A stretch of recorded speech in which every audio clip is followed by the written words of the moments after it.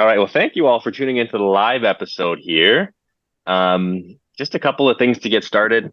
We're going to do some questions after. Mark and I will talk for about, 10 minutes. We'll try to keep it a little shorter, not too long-winded, but really excited to get to your questions. So hope you guys have some. And I hope, as we present, you'll come up with some as well. So I'll just jump right in then. Let me know if at any point you can't hear me or something cuts out, just so that I don't keep rambling on when nobody can hear me. Okay, so it's a market update. Oh, Mark, if you don't mind, could you share that PDF if you can? I'll just keep going while you work on Yeah, it you there. get But going. I'll see if I can't hook it in. okay, and then just to that first slide with the index returns. So market update. So where are we now? The first thing I look at is the TSX, how it's done year to date, and so the TSX is up 5% year to date. The S&P 500 in the States is actually up nearly 9% year to date. Bonds are down, but just about 2%, so not significantly, but yields are up, so that kind of offsets the price being down. Now we're almost done the first quarter of the year, and those are strong returns, but we're already actually building on what was a strong 2023. So it's been really, really good lately. Now, why are markets up? So if we look at the States, the economy is actually doing really well based on a number of popular metrics. In a few minutes here, I'll put up a table that shows some of the indicators that I like to look at. But the big ones are unemployment is at record lows. I think it's at 3.9%, as is the most recent number. So that is pretty much over full employment. That's pushing wages up, which is good. GDP is growing in the US, highest among all its peers. Inflation is starting to move in the right direction. So that's giving rise to expected rate cuts. So people are thinking maybe the Fed's going to cut rates. And actually, some of the current returns we're seeing in the market are in expectation of those rate cuts. And then, of course, there's the artificial intelligence boom, particularly in the so-called Magnificent Six or Magnificent Seven. So these are the six, or rather seven stocks. It's Apple, Facebook, Tesla, Google, Nvidia, and Amazon. They are the seven stocks that have just been on a tear over the last, let's say 15 months. They've represented 60% of the return on the S&P 500 in 2023 and 50% of the return for the last 3 months, which is basically year to date. But you can see it's trending in a different direction where it went from 60 to 50. If we look down to 30 days, it's actually down to 40 to 45. So this is a good thing. This is a market rotation where we're seeing all the returns were in these seven stocks that actually make up 30% of the index now. And now we're seeing it spread out a little bit to some of the other stocks and the other sectors, which is good. And that's not the Magnificent Seven anymore. I don't know who's naming these things, but Tesla's out. They're down quite a bit year to date. Apple's out. They're not doing as well year to date, but that's okay. Switching to Canada, we are seeing some Rick, let me ask, concentration. can you see the screen share or am I just I can see it. Can everybody else see it? Just give us a nod or a yeah. okay? Okay, So the great. question I've got is what screen do you want me on? This one's good. This one's good for now. I'll get to this in just a minute, so that's great. That's my indicators I was telling you guys about that I like to look at. Okay, so we're moving on to Canada. Some concentration in return in Canada as well, but not as pronounced as in the US. So it's closer to the largest 10 companies that represent about 30% of the market. They did generate 50% of the TSX's returns over the last 6 months, but for the last 30 days, it was down to 35%. So we're seeing that same rotation in Canada as well, where the returns are splitting off to different sectors, which is a good thing. But unfortunately, Canada just isn't doing as well as the US is at this time. And I mean, there's a couple different reasons for that, but one big one is any contributions being made to this AI revolution that everyone's talking about. The ones from Canada are insignificant compared to what's happening into the States. We're just not in that market. And that's where most of the returns in the States have been from. And it's evident in our top 10 companies being, the usual suspects, banks, resource and resource extraction, and railroads, sort of old world companies. Now you can see the indicator chart, so I'll get into that. And these are 10 of my favorite indicators to keep an eye on, so I can keep my finger on the big macroeconomic trends in the economy. If I look at Canada, because that's where we live, and I look at the US because we're Canadian, and the US is our largest trading partner and the biggest economy in the world. I won't go into too much detail, but 7 of the 10 indicators are green in the States. Green is good. where only 3 of the 10 are green in Canada. And so this kind of gets into where that wall of worry is coming from that we were talking about, or that was the headline for this particular episode. You were supposed to have a recession, a proper recession, when rates started to go up and markets started to drop. I don't know if it might be hard to remember this was in 2022. It was the consensus opinion that when rates went up, we were going to have a recession. And that never happened. Well, that's a good thing, of course, but many market participants are still not sure they believe it. So markets are jittery with any negative or unexpected news, right? They're very on edge. So I'll give you some of the most pressing concerns right now as we see them. Inflation and interest rates. As I mentioned previously, some of the returns we've seen in the last few months, I think a lot of the returns are in expectation of rate cuts from central banks. So if it appears that those rate cuts will not materialize, we would see a market drop. Now, the Fed actually had their meeting today, and Jerome Powell seems committed to the markets predicting 3 rate cuts this year. He seems to be committed to that. Now, this is despite inflation being a little bit stickier. Unemployment's really, really low, driving that inflation up. And it's anyone's guess what inflation will look like in the next 3 to 6 months. Honestly, it's my opinion, if it stays above 3 or even moves up closer to 4, he would be hard pressed to make that decision to cut rates. And I think that would lead to a decent sized pullback. But that's into the future. Hard to see. The other issue, and then I'll pass it off to Mark here, is trade and proxy wars, right? So this is the geopolitical stuff that's so hard to predict, but this, we see it all the time. The obvious proxy war, Russia, Ukraine, but then trade wars are just significant, maybe don't get as much press. And the big thing is the reshoring or friend shoring of manufacturing to secure supply chain. So we know globalization sent supply chains or manufacturing overseas, but in the last couple of years, due to COVID, due to shifting allegiances, we're reshoring and achieving the lowest cost, or the United States is reshoring, I should say. Achieving the lowest cost in manufacturing is less important now than protecting and securing supply chains and supply lines for valuable and needed products. So that's an interesting change, and that's going to, lead to different trade disagreements and trade wars that could be inflationary and could be a bit of an issue. And that's kind of where, we're seeing the market right now, some of the concerns we're seeing looking forward. And then, I'm going to turn it over to Mark now to talk about kind of a specific asset class that he sees as being interesting, I'll say. Do you need this last slide at all, Tarek? No, I think we're that's good. it. Okay, I you mean, they don't can want leave it this up there if going. they want to see the indicators. Yeah, I'll slide back to this one. It is sort of a truth among portfolio, especially the institutional managers, that markets climb a wall of worry. As long as there's stuff to worry about, for some reason, the markets do edge up. When everything's in great confidence, then suddenly all the good news is out. It's all embedded in the stocks. And that is the real time to worry. And of course, that's when you hear about great stock picks from someone on the elevator. And that is the time to run for cover. So that's kind of, I think, where we are also. I'm agreeing with Tarek. Now, about 2 weeks ago, I got a call from a friend of mine. I'll use his name so I can refer to him, Miles.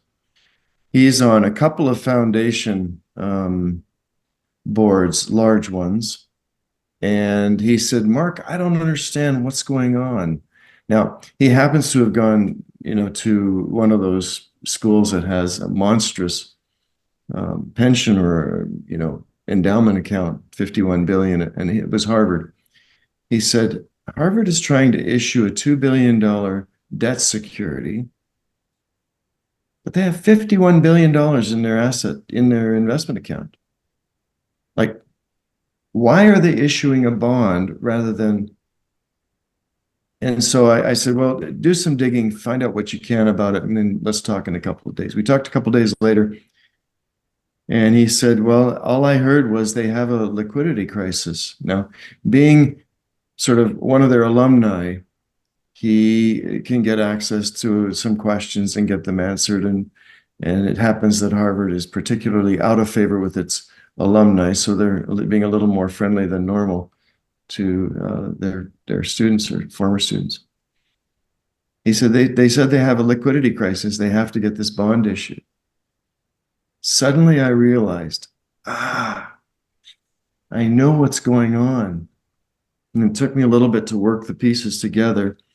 This has not been written yet in the newspapers, but I do believe this is where we're at now. Keep in mind, the last time I made a prediction, we were either going into a recession or we were in one in 22, and I was oh yeah, wrong, like Tarek said a few minutes ago. Okay, so here we go. Harvard has a liquidity crisis. They need to issue a $2 billion bond to give them some cash, but they have $51 billion in their investment portfolio. They should be able to draw it down. What happened? The answer is they're in illiquid long-term investment securities. Specifically, they're in a lot of real estate and they're in a lot of private equity. Specifically, the largest asset class there is private equity. So now I'm going to home in on private equity. Immediately, I said to Miles, I know, I get it. The portfolio managers, the investment managers at the school have chosen external investment managers, and they've given various pieces of their money to these investment managers who will maximize return. Number two, those investment managers are primarily private equity investors. And so they go out and they put their money to work in illiquid companies that eventually will, turn liquid and they'll be able to get their cash out. The problem is sometimes it's 5 or 7 years to get your cash out. And if something happens, you can't get your cash out, that number is just extended because there is no real second choice. So I'm convinced Harvard and Princeton and Yale and the big Stanford, these large pools of private equity are invested in these private equity funds. No one has had to make a capital call or a liquidity call on the pools. And so the investment managers have been able to bank large investment returns so that they get nice bonuses.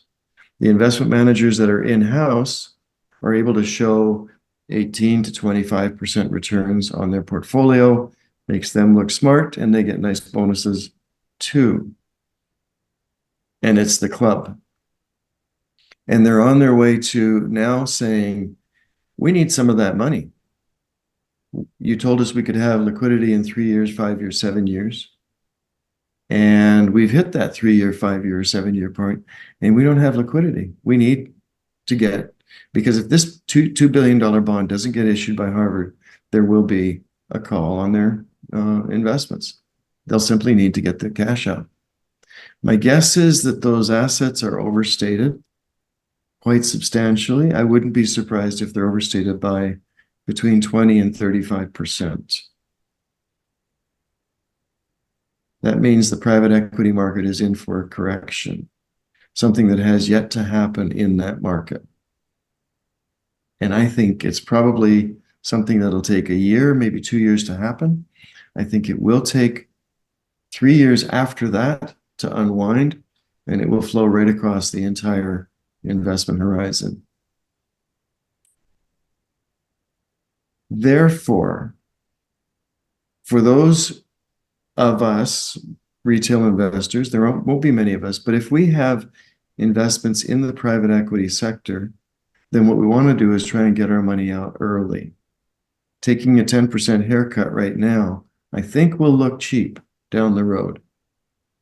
But as it unwinds, there will be a whole lot of news about investment managers getting fired and internal investment house investment parties being fired. My guess is there will be some heavy turnover in the senior offices at the universities as they clean house, get rid of the old boys club, and they bring in the new club. So that's what I thought would be interesting. When I was talking to Tarek about it, he said, I can see it. He says, I'd love to read that article. And I'm like, man, I haven't read the article. I'm just doing the mosaic and seeing if you take this and this and this and this, like, why would Harvard issue a $2 billion bond? Well, yeah, they would if they're putting up a big building, and that's the way they want to fund the building. But this doesn't look like it. It looks like it's simply they need liquidity. They need some cash to run their company. So that's all I wanted to say was I think this is something that may be coming, and if you have some in your portfolio, then you may want to take a look at it. I think there's still lots of time to get out. I don't think that it's imminent, and certainly the bad news has not yet hit the fan. So I think that's coming. I think that's it, Tarek. Anything else I should go to?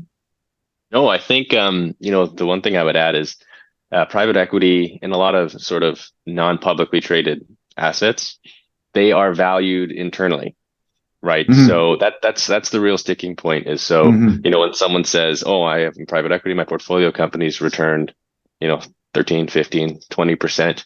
And sometimes they might every now and then get an external evaluation done, but it's, the people saying, "Okay, what has this company done? This is what it's worth. This is how it's improved." And they might get an external evaluation done. And I think what you were alluding to is the problem is it's oh, my frat brother is now part of the private equity valuation company. So now he's going to value my company. He says it's worth a lot. It's good for him. I say do you know what I mean? It's kind of like um, Yeah, there's a it's all circle. Yeah. everybody's benefit to keep the party going, which is how a lot of asset bubbles form. And the fact that it's an internal valuation or non, I guess, third party evaluation in a way where it's like when you buy a stock, someone else is on the other end of it that has no relation to the person. That's how we know that's what it's worth. But that's worth stating too, I think. Yep. Good. I think we're done. Yeah. Any comments from Comments, questions, thoughts. We would love room? to hear. Questions? Hey Derek, hey Mark. Hi, hey Joey. Doing. Hey, I guess I got a company. We're working in AI a little bit, and so this question is curious for me. Hmm. AI seems to be generating a lot of activity, and you mentioned that current market leaders in the US are in that position. And AI does seem to be similar to the dot-com bubble in the late 90s, early 2000s. Is that kind of where you think we're at? We're in a bubble as well using AI, or what are your thoughts? Mm. Shall I go there, Tarek, or do you want Yeah, to you go? jump in and then I'll. Okay. Number one, the dot-com bubble. Let me go there first, Joy. The dot-com bubble was a real thing. It was a good thing. It was, in fact, a shift in the axis of the universe. Not everybody made it. Not all the different stocks that ran were there, but the real players are still around and still doing a fabulous job. In fact, I think the ultimate Bitcoin company is Amazon, the most successful store in the world. Therefore, AI, to sort of bring it here, I think it's very real. I think it's very good. It's spectacularly efficient and productive. Um, to illustrate the sort of a really good use of it, we're creating policy for an application to the government on our Bachelor of Education at Prairie. And our Dean of Education, our Dean came in and he said, "I'm going to try AI on this policy." And what he was asking the AI to generate was the duties that would be executive versus the duties that would go to the academic council. It's a great question, right? It's one that we should all be able to answer when we're in this industry. So intuitively, we would know if the list made sense or not. And he put in a long description of what he was looking for, and he got back an 8-point comparison of this belongs in the council, this belongs in the executive account, all the way down. And as soon as I read it, I was like, okay, that is absolutely brilliant. We might have thought of 6 of those, but doing it with AI helped us make sure we got all 8. Is there another one missing? Maybe, but I would argue in favor of 8 rather than, my 6. So the 1 or 2 machines that are leading the way now will likely continue to be the leaders. I think it will change the way we do business. I think it will change the way we do industry and production. I'm excited about it. It's a little disconcerting to academics. We're looking for students who will write their own papers rather than get them plagiarized off the internet. But the truth is, we should not be fighting it as the academy. We should be teaching people how to use the tool. I think it's real. I think it's here to stay. I think it's a change in the way we do business. There will be many companies that fail along the way. Is it a bubble yet? I think it's too early to be a bubble. Yeah, I would agree with that too. I think what you pointed out is it solves a real problem, or it's generating real value is maybe a better way of stating it. I don't know if anyone knew they had a problem until they saw how easy it was to solve it. Um, it's and that's huge because I think in the height of the dot-com bubble, if you were to go some of these websites, it was, I think the famous story is pets.com. Didn't do anything. It was just like, oh, we put .com behind pets. People love their pets. It's worth $1 billion, but it didn't provide any value, didn't solve any problem. Where we could look at honestly cryptocurrencies. I don't know what problem 99% of them are solving. Why are they valuable? But you can see the service being provided. Also, bubbles are rarely the same because those people are like, hey, this just happened. Let's have a look and see if it's the same. Um, and we just saw Nvidia, the company that makes the AI chips. They make the most in the world. They're now the third biggest company in the world because of their stock going up like 300% in the last 6 months. And they just released their earnings maybe 3 weeks ago, and they like quintupled their revenue. So the numbers are there in terms of they actually had those sales to back up the growth they were seeing. And so I don't see us being in a bubble. I think you're right though, Mark. In any new industry, we see a lot of new companies come out, and then there's a bit of a culling of the herd along the way. But yeah, maybe not in the bubble territory. Good question, Joey. Anyone else have thoughts or questions? Hey, Mark, going back to the private equities and the big haircut you think or you see coming in there. Just my question, I'm wondering how you think that will like affect the public markets or just the regular retail investor, Okay. I guess. That one is a stumper to me. My guess is the effect on the public market is mostly going to be a function of liquidity rather than valuation. I don't think the public market valuations are necessarily out of whack the way the private equity probably are. So that's the reason I say that. Now, what do I mean by liquidity? If it took a lot of public sales, the selling of public stocks to cover liquidity needs in the private equity portfolio, that would push these stocks down in the public market. Or if private equity, my guess is what will happen is the private equity portfolios, if they have cash calls, will begin spinning out companies. And so we'll start to see a lot of IPOs of new companies that have been in holding tanks as liquidity needs are trying to be met.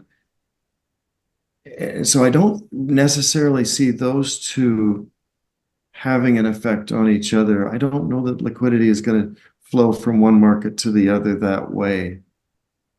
So I kind of see the public market watching over the fence, being a participant in IPOs, but not necessarily downgrading or rising, causing public markets to rise. I mean, the fact that public stocks are valued with arm's length transactions helps them to be valued a little more fairly, although emotion is certainly a big factor in it. So I don't. Here's where the private equity, the retail investor might have a factor. One, selling early is probably just smart right now. Even if I'm wrong, I think these assets are reasonably fully valued in the private equity market. And so you take a 10% haircut to get out. I think that's not bad. But number two, if I'm right, and this private equity market unwinds, I think there will be a buying opportunity in 3 or 4 years. It'll take a while. It'll take way longer than we all thought for it to get down there where suddenly there will be an opportunity to go back in there. And my guess is this is one of those opportunities where you can look at it down the road. Yeah, I can probably put money into the private equity fund in 3 or 4 years. It's not a bad market. It's just not I think it's not the right time to put money in there. It's rather time to take it out of there. Does that answer it, Ryan? Yeah, I think that Or yeah, that what are your covers it. thoughts? Yeah, between the public Oh, and private? no, yeah, I guess I was curious if I guess I was mostly asking you because I was curious if there is that correlation or if they're two totally separate separate entities, or if yeah, if people in the would be, you know, selling off in the public market to cover their costs or not, I guess. So That's a possible factor. That would be the liquidity factor. They liquidate some public equity to cover their requirements over here. That's a possibility. I don't know that it'll be a big factor. I think the private equity managers will simply say, well, we got to IPO this one and IPO that one, and generate some capital that way, some cash. Well, I have a question as well. You mentioned that the overvaluation in private equity is kind of making the market look better than maybe what it actually is, and that in that sector there could be coming a return to reality. What about the whole issue of public debt going up astronomically? That too is kind of like fake money. It's printed money. There's suddenly trillions injected into the economy, which shows up in markets and companies. But that too is fake in the sense that there's going to have to come a return to reality on that one. So, what are your thoughts about public debt in most Western countries? Wow, that's a big question. It's a good one. And the biggest cause of that was the COVID rescue plans. So, you know, there was just all kinds of money being issued to rescue the economy. Yeah. Cool. Okay. On the public debt, it is a what's it called? It's a chicken that'll have to come home to roost at some point. The question is going to be when. And I don't have that answer, Dan. I don't have that answer. It is a great question. Especially now with interest rates where they are. That moved the date of accountability much closer. So I don't have that answer, and I'd have to think really hard about that. Maybe we should do another one of these after I've had a chance to look at the numbers. Do you have any answers on that too?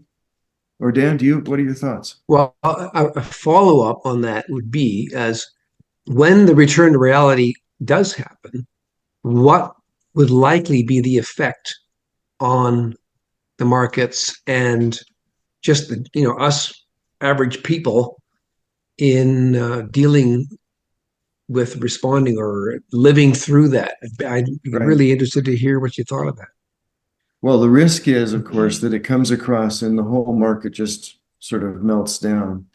And the public debt trades at 60 cents on a dollar and the government buys it back at 60 cents on a dollar. That's a possible. The other government solution is to inflate their way out of it.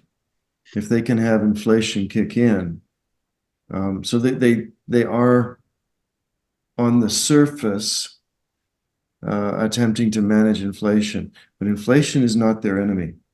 Right. Inflation is the enemy of the economy. Yeah. But inflation is not the enemy of the debt holder, of the debt issuer, because their tax money will be growing, business will be growing. In those situations, equity markets tend to hold in and kind of go sideways because their revenue is growing, their earnings are growing, but the PE multiple expands, or it actually contracts. So the PE multiple comes down. So the stock price usually just goes in a range of plus or minus 10% sideways while this high inflation comes through. But the companies, if we go into inflation, which the government might want to do to get its debt back into a manageable size, and that is a very legitimate way to manage their debt. They're all aware of it. They just can't say it publicly. Then the stock markets would just have to kind of muddle their way through, and we might be looking at 5 years of basically sideways market. That's what I was going to say too. Similarly, is I think it's a tough question. I think we've got. I say we. I was looking at the States recently with this actually. Maybe 10, 15 years until Social Security. Actually, it's an unfunded entitlement program in the States, where it's going to be bankrupt or underwater, right? The U.S. knows that, and it's obviously the worst case scenario if it happens to them. And so politicians kick it down the road. There hasn't been a budget released that is balanced or paying down the debt in who knows how long. And it is something that's gonna have to come to fruition soon in terms of determining what's going to happen. I think in a best case scenario, it's an anchor, a literal anchor, where maybe a politician will be courageous enough. I don't know how this politician will get elected to implement austerity measures. Nobody likes austerity. To reduce entitlements, to reduce spending, and to try and pay back that debt. In sort of worst case, it just sort of keeps hanging there, keeps dragging it down. I think debt payments with interest rates are approaching maybe $1 billion, maybe $1 trillion. I can't remember what it is in the States. It's a significant number where it's going to be a huge proportion. Yeah, it's a bigger number. The other interesting sort of country to look at is Japan. Japan has been a net saver. They've run balanced budgets. They've got inflation radically under control, and their interest rates have been 0 and negative. Just now, they're finally beginning to get interest rates rising because they are beginning to finally see both growth and inflation, but it's very, very minimal. So it feels like the best idea is for everybody to be saving, but it has not helped Japan since about 1990 to be in that healthy a financial position. It's very interesting. I think the Nikkei is finally back to the high that it hit in the 80s. And that's been a long, very slow climb back. And it fell right off the cliff. And that was because of the change in multiples. They just, and by mid-90s, I was thinking the Nikkei is going to come back soon because it had been down, forming a base. Man, it was forming a whole new market. Yeah. But the big news this week is they finally got interest rates above 0. Yeah, 0 to 0.1. Yeah. Oh, man. Yeah. Yeah. Big news. For the first time. That's big news. It's been 17 years since that's happened. Yeah. Any other questions? Thoughts? Yeah, anything else? So if I'm hearing you, you're going to be doing a private equity selling, like getting out of private equity. We're not in private equity at all. Okay. Yeah. No. Good. It doesn't affect our business. It is one for all of us to be aware of, I think. But we don't have any private equity, and it's outside of our mandate. We actually can't. Okay, good. Which is just fine. I have done quite a bit of work in private equity in Toronto. So I do know it well, and I've got a lot of friends in the business, but no, I haven't done anything in it for probably 15 years. maybe 20 years. Okay. Well, thank you all. Yes. Janelle, are you presentable to turn your camera on? We should introduce Janelle. She's the third member of our team. There she is. Good. She is helping us run the company. So thank you for joining us. When did you join us? A couple months ago? I think January, New Year. Yeah, January. So Good. Welcome to the team. We're glad you're here. thank you. All right. Well, everyone, thank you for tuning in. Appreciate you taking time out of your Wednesday. It's great to have you. Some good questions. We're gonna, put this recording in the podcast and the YouTube video, so you guys can watch it again if you want to share it with a friend. Thank you. Thank Have a you. good night.